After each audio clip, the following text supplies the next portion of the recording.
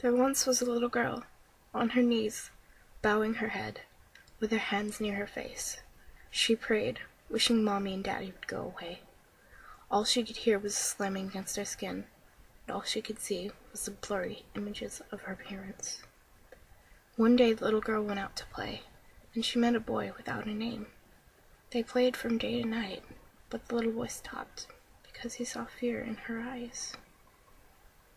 "I don't want to go home," cried the little girl. "You can stay with me, and we can play forever." The little boy spoke with hope in his eyes. Once the little boy and the little girl ran away, he noticed that the little girl never said her name. "Why haven't you spoken of your name?" the little boy asked curiously. "Mommy and Daddy said I'm not special enough to have one." The little girl tried to hold back her tears. "I'll call you Rose," the little boy said, with an evil look in his eye.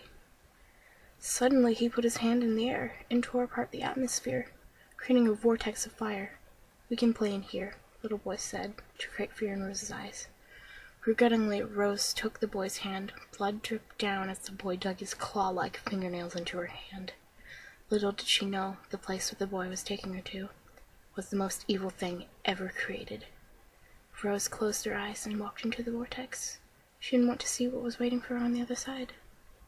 Fire burned her eyelids off, forcing her to never fall asleep and never unsee all of the horrors in that vortex. Everything she saw was fire. Trees, animals, all life was burning. The boy forced Rose to walk.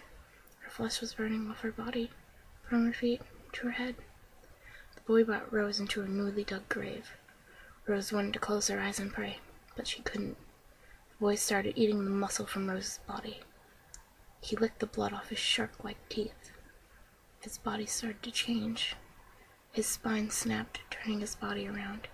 His eyes were the color of blood. Soon, he was nothing but muscle and bone. He pushed Rose into the grave, piling dirt on top of her.